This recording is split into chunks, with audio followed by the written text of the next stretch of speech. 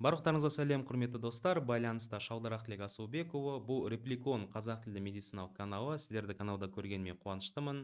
Бүгін сіздермен бірге артр синтезмология курсының кезекті сабағын жалғастырамыз. Бүгінгі тақырып омыртқа бағанасының байланыстары. Енді алдыңғы сабақтарда білесіздер, біз артросинесмология кіріспе жасадық, яғни сүйектер арасында байланыстарды, буындардың классификациясы, оларды сипаттау алгоритмін барлығын білдік. Енді сол білімдердің бәрін пайдаланып, адам денесіне кездесетін бүкіл байланыстарды жеке-жеке сипаттап шығамыз. Және де бүгінгі бірінші сабақ ол адамның тұлға аймағы, то есть тұлға сүйектерінің арасындағы байланыстарға арналады. Бүгінгі сабақта сіздер типтік омыртқалардың, яғни денелерінің, доғаларының, өсінділерінің арасында байланыстарды және де омыртқааралық буындар туралы толық мәлімет біліп кетесіздер. Енді бірдесен айтайын, бұл тақырып нақты осы тұлға сүйектеріне арналған. Кітаптарда әр жерде әр түрлі беріледі және де түсініксіз. Бір кітаптарда мына байланыс бар дейді, бір кітаптарда жоқ дейді, бір кітаптарда жаңағы бір байлам бар, бір байлам жоқ. Былайша айтқанда түсініксіз. Өйткені авторлар әртүрлі, олардың ойлары да әр жерден шығады. Енді соның барлығын біріктіріп, наиболее дұрыс деген шаблонға бәрін салып, қазір сіздерге барлығын егжей-тегжейлі түсіндіріп беретін боламын, ендеше кеттік.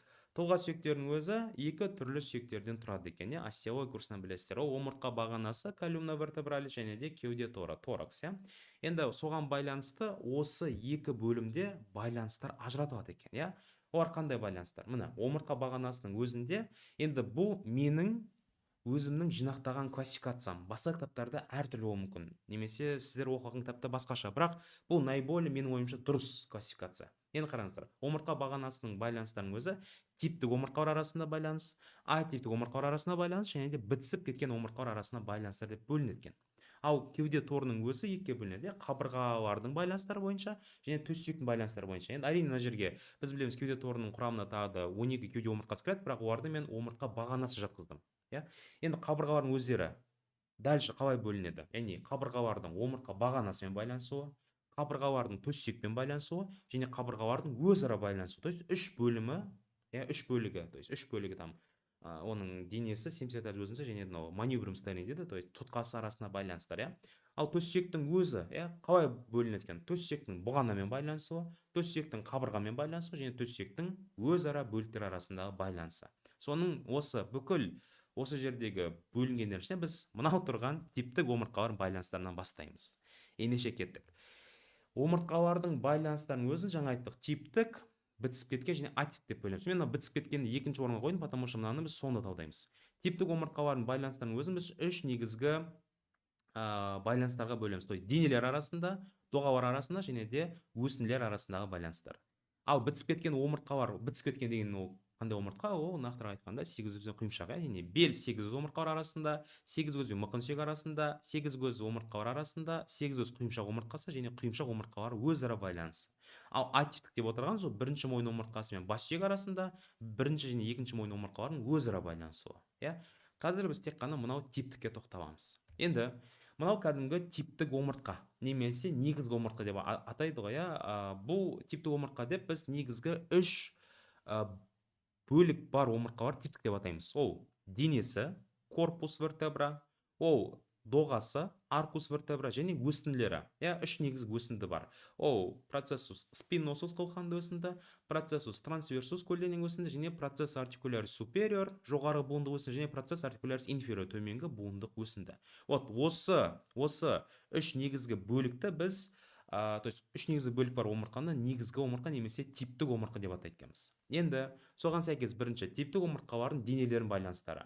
Ол денелерінің байланыстары деп біз екі негізгі байланыс айтамыз: синхондрозды байланыс, яғни шеміршек арқылы, және синдесмозды байланыс, байландар арқылы. Көпшілік ойлайды, байланыс деп бұл жерде тек қана буындар деп. Жоқ, ол жерде бүкіл біз алдын сабатта айтқан синартроз, диартроз, гемиартроз бәрін айтамыз.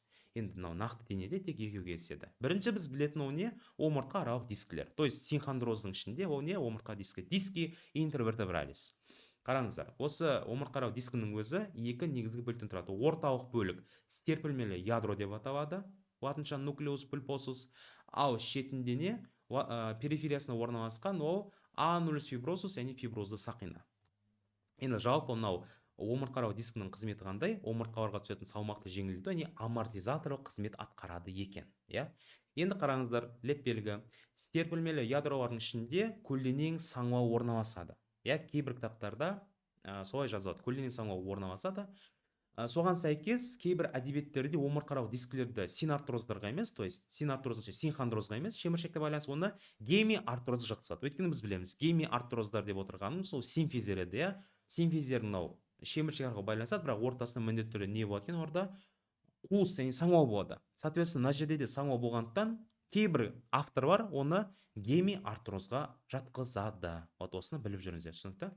Енді дәл мынау тұрған омыртқалық дискінің өзінің бір патологиясы бар, сіздерге көрсетейін. Міне, жалпы жаңа айтқан мынау ядросы, егерде үлкен қысым түсе беретін болса омыртқаға, ол бірте-бірте не істейді? Іркіле бастайды, то есть жай бір шетіне қарата томпая бастайды екен. Егерде мына тұрған ортадағы серпілмелі ядро бір шетіне қарата ығысып, бірақ фиброзды сақина жарылмай, жай ғана ығысатын болса, оны протрузия деп атайды. Ал керісінше, мына тұрған фиброз сақина жыртылып, ішіндегі ядроның құрамы сыртқа қарата ағып кететін болса, немесе томпайып шығып тұратын болса, оны грыжа деп атайды екен. Яғни грыжа межпозвоночного диска деген осы. И соответственно, грыжа кезде не істейді? Ол мынау каналис вертебралис, то есть каналис вертебралистің ішінде орналасқан жұлынның нервтерін қысатты, сол жерде ауырсыну пайда болады. Мына жерде суретте көрсек болады, здоровый диск, яғни қалыпты, оған үстіне қысым түсіп жатыр, ол жайлап не істейді? Дегенерацияға ұшырайды. Уақыт өте келе оны протрузия, то есть жаңағы анулюс фибросус жаңағыдай бір шетіне қарата томпая бастайды. Ал грыжа деген сөз ішіндегі жаңа нуклеус пальпосус то есть сыртқа қарата шығатын болса, и соның ішіне каналға қарата шығатын болса, ол жерде не? Грыжа, то есть ауырсыну пайда болады. Аяқта немесе қолда деген секілді. Осыны біліп жүріңіздер. Енді синдесмоз. Біз алдыңғы сабақта айттық, синдесмоз деп біз көбінесе байландар айтамыз. Бірақ синдесмоздың құрамына не кіреді? Жік кіреді, еңбек кіреді, жаңағы тіс альвеолярлық байланыс кіреді, мембрана және байлан өз кіреді. Енді омыртқа денелерде тек қана екі байлам кездеседі. Алдыңғы бойлық байлам, лигамента, лонгитюдинальный антериор, ол мына жерде көрініп тұр, мына. Дененің алдыңғы жағында орналасады. Бойлай, бүкіл денелерді бойлай бір-бірінен бүйтіп жанасып өтеді. Екіншісі артқы бойлық байлам, лигамента, лонгитюдинальный постериор, ол артқы жағында орналасады. Енді байламдарды кітаптарда оның басталатын және аяқталатын жерін айтады. Сонымен қоса оның қызметі. Бір қара жерегенді. Алдыңғы бойлық байлам лигамента лонгитюдинальный антериор басталады қай жерден? Шүйде сүйектің жұтқыншақты төмпешінен басталады. Білеміз, остеол курсынан. Туберкулум фарингеум. Сол жерден жәнеден бірінші мойын омыртқасының алдыңғы төмпешігі, то есть алдыңғы төмпеш деп отқанымыз аркасы, то есть алдыңғы доғасының алдыңғы төмпешінен басталады екен. Және қай жерге барып бекінеді? Екінші, үшінші, сегізіз омыртқалардың көлденең сызығына барып бекінеді екен. Қызметі қандай? Омыртқа бағанасының шектен тыс жазудан сақтау. То есть шектен тыс жазу деп отқансың, арқа қарата шектен тыс шалқайып кетуінен сақтайды екен. Мысалы, шалқайып көріңіздер, омыртқа мен артқа, ол определенный градусқа ғана шалқаяды. Бірақ кейін ол дальше одан артық жаңағыдай артқа қарата бүгіле алмайды екен, то есть жаза алмайды екен. Ал соответственно мына жерде тұрған лигамента лонгитюдинальный постериор, ол не істейді? То есть артқы бойлық байлам омыртқа бағанасын шектен тыс алдыға қарата бүгілуден сақтайды екен. Енді ол қай жерден басталады? Басталады екінші мойын омыртқасының денесінен, бекінеді қай жерге? Сегізгөз каналына ұласады екен, немесе кейбір кітаптарда сегізгөз құйымшақтық байламға қарата жалғасады екен. Қызметі омыртқа бағанасын шектен тыс бүгілуден сақтау, және тағы бір қызметі бар, жамылғы мембранасын құрау. Қазір түсініксіз болып көрінуі мүмкін, мен 3D анатомиялық атластан көрсетейін, сол кезде барлығы бір шаблонға түседі. Міне, мынау кәдімгі омыртқа бағанасы. Мына жерде не көріп тұрық? Омыртқа бағанасы бүкіл денелерінің алдыңғы жағында бойлай орналасқан мынау лигамента лонгитюдинальный антериор. Енді қай жерден бастады? Міне, бірінші бастауы жері бірінші мойын омыртқасының, атланттың алдыңғы төмпешінің алдыңғы төмпешінен басталады екен. Және де мына жерде қазір біз шүйде сүйегін қосатын болсақ, шүйде сүйегінің ана жерде көріп тұрмыз ғой, төмпешік, туберкулум фарингеум, сол жерден басталады. Ал артқы бойлық байлам мына жерде мыналарды алып тастасақ қана көрінеді. Давайте мынау бірінші мойын омыртқасын алып тастайын. Мынаны алып тастайын, мыналарды алып тастайық. Ананы қараңыздар, мына. Мынаны көріп тұрық қой. То есть мынау лигамента longitudinal posterior. Ол қай жерден басталады? Мынау тұрған қандай омыртқа? Ол бізде екінші мойын омыртқасы, мына екінші мойын омыртқасы. Екінші мойын омыртқасының денесінің артқы бөлігінен басталады екен. Вот. Және де екінші қызметі бар еді бізде. Енді бұл жаңағыдай шамадан алға қарата шалқайып кетуден сақтайды екен. Және де мынау не? Мембрана тектория. То есть жамылғы мембрана деп аталады, иә. Вот осыны не істейді екен? Құрайды екен. Дальше, значит, лигамента longitudinal posterior, ол осы мембранаға жалғасып кетеді екен. Мына покровная мембрана, мембрана тектория. Енді қай жерге барып бекиді бұлар? Бізге қызық, қай жерге барып бекиді? Міне, егерде біз алдыңғы бойлық байламды айтатын болсақ, алдыңғы бойлық байлам, вот. Ол 8 көз сүйектің алдыңғы беті бар, вот соның екінші, үшінші линейный трансверсияға барып бекиді. Енді мынау бірінші линейный трансверсия, мынау екінші линейный трансверсия, мынау үшінші линейный трансверсия. Енді бұл жерде сәл дұрыс емес көрсеткен, бұл жерде жалпы мыняқа әкеп қойған, бірақ енді кітапта екінші, үшінші көлденең сызыққа барып бекіткен, то есть мынау аймаққа. Ал артқы бойлық байламшы, артқы бойлық байлам қараймыз. Мына жерде, если мынаны алып тастайтын болсақ, алып тастайық. Вот, не көріп тұрмыз? Так. Мынаны алып тастайық. Вот. Бізде мынау 8 көзінің өзінің каналы бар. Сол каналдың ішіне не істейді? Кіріп кетеді екен, лигамента longitudinal posterior. Кіріп кетеді, вот, просто сөйтіп айтсаңыздар болады. Сол не каналға қарата жалғасып кетеді.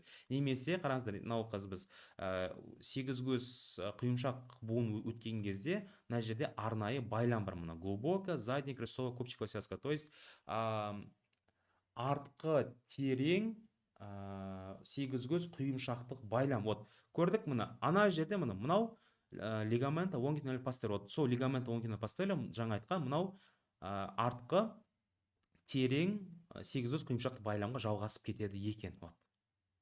Негізгі байланысатын жер осы. Түсінікті ғой. Қызметтері басталатын бекінетін жерін бәрін айттым. Енді сәл тағы да бір қызықты практикаға көшейік. Мына жерде не көріп тұрмыз?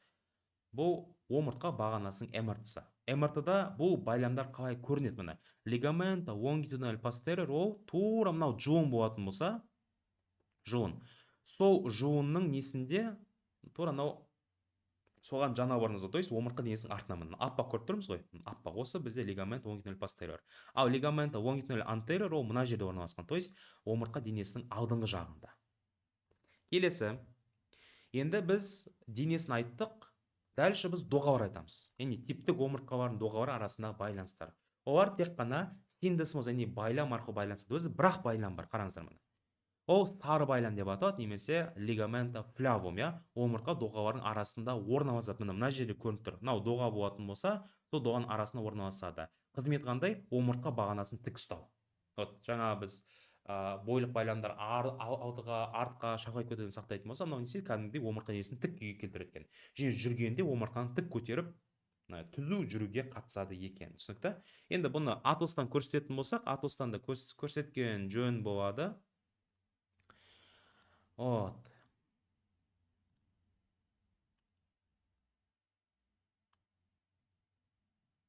Так, мына жерде көрінбейді екен. Былай көрсетеге. Міне. Лигамента флява, то есть доғалардың арасында орналасады екен. Аркус вертебраның арасында. Бар саны өте көп, түсінікті? То есть жаңағы лигамента longitudinal anterior posterior өзі бірақ байлам болатын болса, мыналар бірнеше байлам. То есть әр қайсысы әр түрлі, бөлек-бөлек орналасқан, түсінікті? Сол себептен кітаптар оны мынандай 2G мен белгілейді. Лик, то есть бұл деген сөз бірнеше деген мағынаны білдіреді, иә? Енді қызметін айттық, суретін көрдіңіздер. Келесі біздің қарастыратын нәрсе. Ол типтік омыртқалардың өсінділерінің арасындағы байланыстар. Бізде қандай өсінділер бар еді? Қылқанды өсінділер, көлденең өсінділер және де буындық өсінділер. Қылқанды өсінді дейтін болса, бірінші біз соны қарастырайық. Ол екі түрлі байламнан тұрады екен. То есть ол жерде шеміршек жоқ, тек қана байламдар, ол қылқан аралық байламдар, лигамента интерспиналия, және қылқан үстілік байламдар, лигамента супраспиналь. Міне, қылқан аралық деген сөз қылқанды өсіннің арасында орналасады. Арасында. Көрдік, мына жасымен белгіленіп тұр. Ал қылқан үстілік деп отқанымыз, лигамента супраспиналь, ол не? Қылқанды өсінділердің үстінде, то есть бай үстінде и солардың бүйтіп кәдімгі лигаменті лонгитюдинал сияқты бүйтіп бойлай орналасады екен. Енді мыналар сияқты басталатын аяқталатын жері бүйтіп жоқ, бұны просто былай айтамыз. Мысалы лигаменті флява болатын болса, омыртқа доғалардың арасында болды, тек қана солардың арасында орналасады. Мыналар мысалы қылқанды өсінде, иә, тек қана сол қылқандардың арасында немесе қылқан үстілердің арасында орналасады. Түсінікті? Солай айтады екенбіз. Келесі, мынау жерде енді бір ерекшелік бар. Мысалы қылқан үстілік байлам бар емес пе? Мынау қылқан үстілік байлам лигаменті супраспинали, иә. Сол мынау мойын омыртқаларына жеткен кезде ол қандай желкелік байламға айналып кетеді екен. Оны лигаменті нухи деп атайды, иә. Желкелік байламға ұласып кетеді екен. Мына жерде лигаменті супраспинали, интерспинали бүйтіп келді. Қалай мына жерде мойын омыртқасы басталды, мойын омыртқасы не істеді ол? Ол кәдімгі лигаменті нухиге айналып кетті. Дәу объемный күйде. Бұны енді атластан көрсететін болсам, немесе өздеріңізде атластан бүйтіп көрсеңіздер болады. Мынау бізде не? Межостистые связки деп атайды. То есть лигаменты интерспинали. Мынау супраспинали. Мынау жетінші мойын омыртқасы, то есть жетінші мойын омыртқасы мен бірінші кеуде омыртқасының аралығынан бастап бізде не? Лигаменты нухи. То есть үлкен мынандай байлам орналасқан. Бұл жерде жаңа айтқан супраспинали, интерспинали неседі, екеуі бітісіп кеткенде бір байлам тұрады екен. То есть ол уже қай жерге барады? Мына жерде көріп тұрғанымыздай протуберанте оксипиталис экстерна деген бар еді мына жерде. Маркерін көрсем, протуберанте оксипиталис экстерна төмен жағында не? Қырқасы болады, енді криста. Сол кристасына бекиді. Немесе кейбір кітаптар айтады, мынау төменгі желкелік сызық бар ғой, линея нухи, иә, линея нухи инфериор, соның бойында деп айтайды. Ал қай жерге бар бекиді екен? Мынау тұрған жетінші мойын омыртқасы. Жетінші мойын омыртқасы. Мына жерде мен жаңа сәл қателесіп кетіппін. То есть бірінші кеуде омыртқасы емес, жетінші мойын омыртқасы мен алтыншы мойын омыртқасы. Сол жердің аралығынан басталатыны. Ал қай жер бар бекиді? Жетінші мойын омыртқасының қылқанды өсіндісі. Бұл бізде түсінікті желкелік байлам туралы. Енді келесі біздің айтылатын нәрсе ол не? Мынау сол жаңағы басталатын бекінетін жері. Басталатын жер шүйденің төменгі сызығы, иә, кейбір кітаптарда айтылады, және бекінетін жері жетінші мойын омыртқасының қылқанды өсіндісі. Қызметі қандай? Бас пен мойын омыртқаларын шамадан тыс алға иілуден сақтайды. То есть кәдімгі бүйтіп бастарыңызды алға қаратып иіп көріңіздерші, мысалы кивать етеді ғой, типа я деген сияқты бас алға қаратып бөгеміз. Сол сияқты бас определенный уақытқа дейін істейді. Мынау төменгі иекпен оны шүйден төссүйектің арасын бүйтіп жапсып орналасады. Если ана байлам болмайтын болса, бас бүйтіп үзіліп қалатын еді алға қарата. Түсінікті? Мойын омыртқалары то же самое. Дальше енді көлденең өсінділері. Көлденең өсінділер арасында қандай байлам орналасады? Немесе байланыс ол көлденең аралық байлам. Логично, лигамента интертрансверсалия. Ол тек кеуде омыртқаларда ғана болады екен. Өйткені біз білеміз, көлденең өсінді қайсылардан жақсы дамыған еді? Кеуде омыртқаларда. Сол кеуде омыртқаларға не істейді? 12 жаңағы қабырға бекиді. Бұлардың қызметі қандай? Шамадан тыс бүйірге иілуден сақтайды екен. Кәдімгідей бүйірге иіліп көріңіздер, кәдімгідей не? Определенный жерге бүгілеміз, кино бүгілмей қалады екен. Содан сақтап отырады. Және үшінші өсінді қандай еді? Ол буындық өсінді. Буындық өсінділер, то есть процесс артикуляр superior, процесс артикуляр inferior. Ол жерде уже буын түзілеткен. Оны омыртқа аралық буын деп атайды, артикуляция интервертебралис, немесе доға өсінділік буын деп атайды, артикуляция зигопофисиалис. Демек түсінікті, қараңыздар, мына жерде тұрған үш өсіннің ішінде қылқанды өсінді, ол не істейді? Қылқан аралық және қылқан үстілік байламдармен, және мойын омыртқасында жаңағы лигамент нухи желкелік байламмен байланысатын болса, ал көлденең өсінділері ол не? Көлденең аралық байламдармен байланысады. Буындық өсінділер уже не? Кәдімгі буын арқылы байланысады екен. Енді қорықпаймыз, буын деп отырғаныз, кәдімгі процесс артикулярис, мынау мысалы superior болатын болса, процесс артикулярис inferior, соның арасында байланысады екен. Енді үшінші сабақ бар еді, сол жерде мен көрсеткен едім классификациясын, то есть классификациясы емес, алгоритм сипаттау. Соған қарап кез келген буынды сипаттай береміз. Кеттігенше, омыртқаралық буын немесе доға өсінділік буын, артикуляция интервертебралис немесе артикуляция зигопофисиалис. Не үшін мына жерде екі тұтыр? Бұл да точно көпше белгіні білдіреді, потому что бізде бірнеше ондай буындар бар. Бүкіл омыртқада созылып жатқан. Енді кеттік. Бірінші, буынды құрайтын сүйектер еді. Буынды құрайтын сүйектер кәдімгі омыртқа бар. иә. Сүйектердің буындық беттері. Сол буынды құрайтын қандай буындық беттер бар бізде? Әрине процесс артикуляр superior және inferior, немесе facies articularis superior, facies articularis inferior, кәдімгі беті, беті. Келесі буын капсуласы.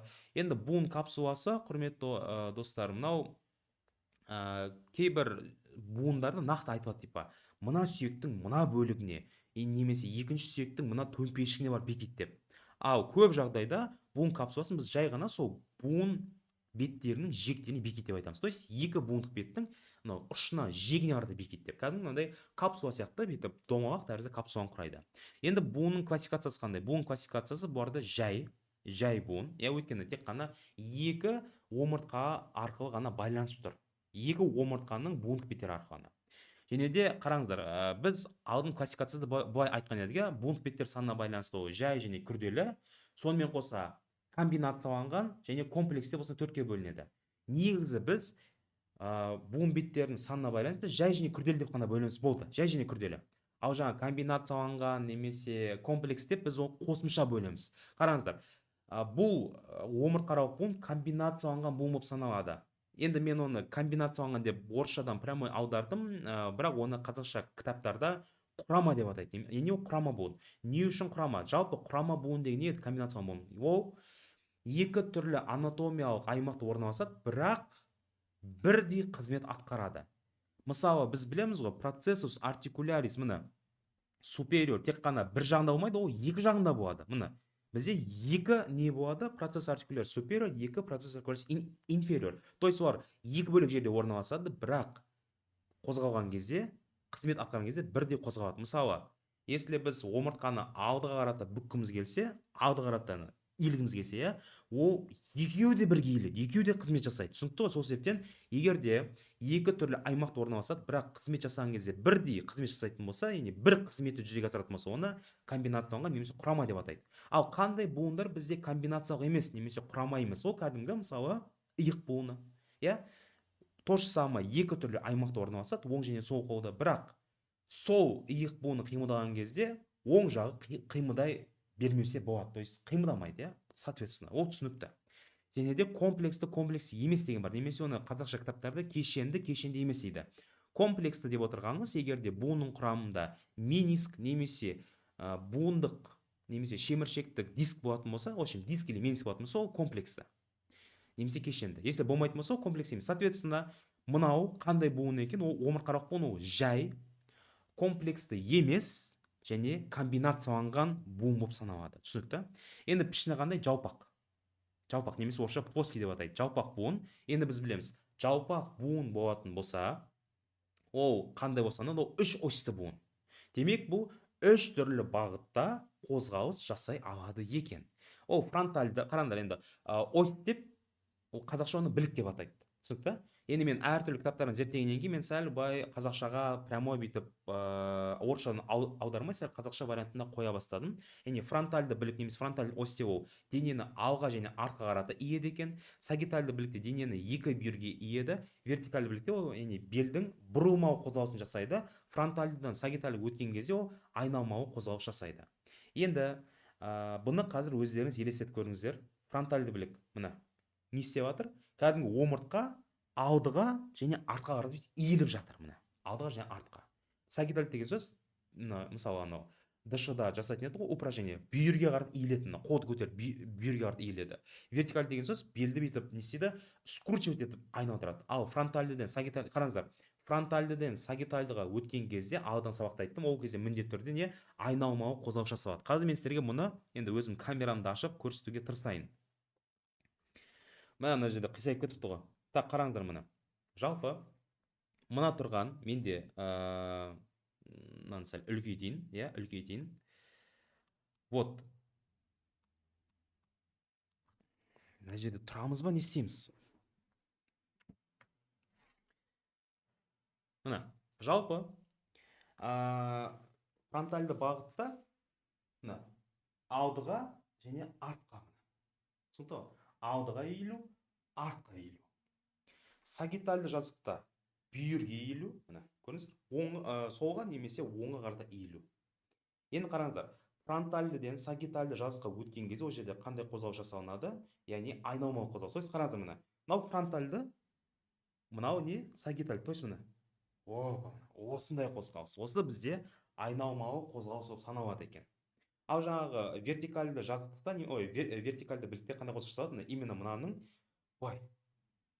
мынандай қозғалыс, яғни бұрылу қозғалыстары жасалады екен. Түсінікті ғой? Яғни мына алдыға, артқа, екі шетке мынандай бұралмалы қозғалыс, және де фронтальден сагиталь өткен кезде мынандай бүйтіп қалған дышының қозғалыстары. Енді жалпы камерамызды өшіріп қойық, ұят болмасын, Енді кетті. Келесі нәрсе фиксациялаушы аппарат. То есть бұнда қандай байламдар кездеседі?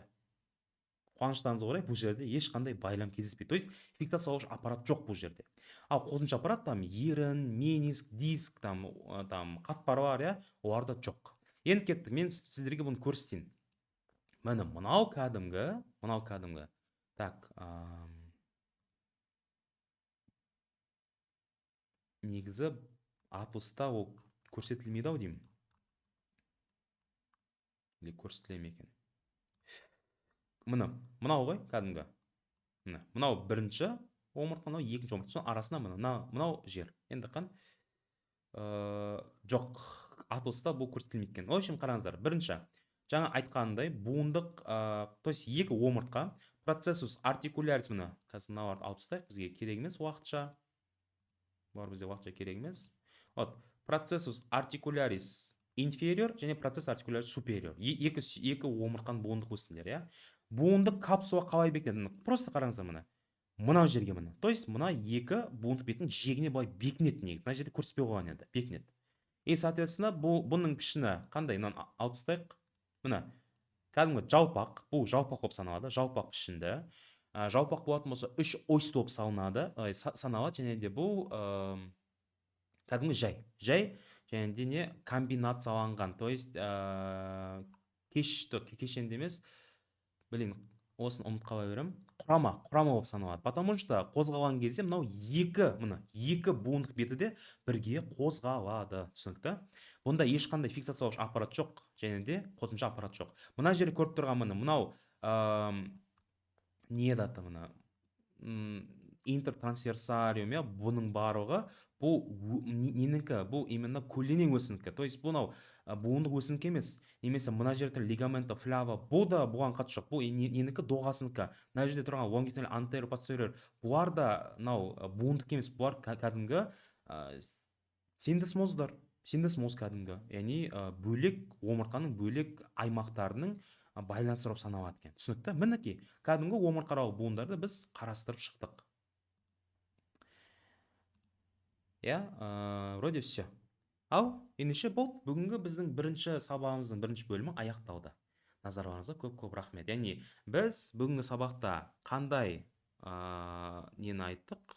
Именно байланыстың түрін, біз мына тұрған омыртқа бағанасының ішіндегі типтік омыртқалардың байланыстарын айттық. То есть мына бөлігін. Келесі сабақ уже не бітісіп кеткен омыртқалардың байланысын айтамыз. Ал келесі сабақта, А типтік омыртқалардың байланыстарын тоқталатын боламыз. То есть біз мыналарды бірінші тоғымен бітіреміз. Одан кейін барып қабырғалардың, одан кейін барып төсектің байланыстарына тоқталамыз.